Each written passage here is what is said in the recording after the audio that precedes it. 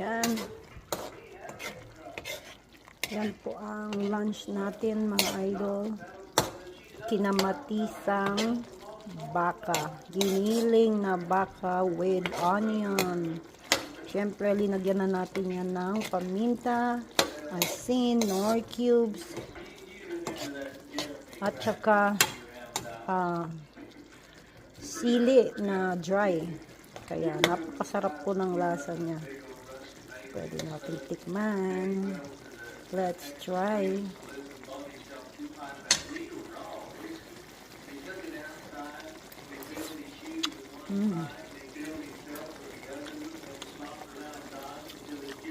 Sakto lang yung ano niya guys.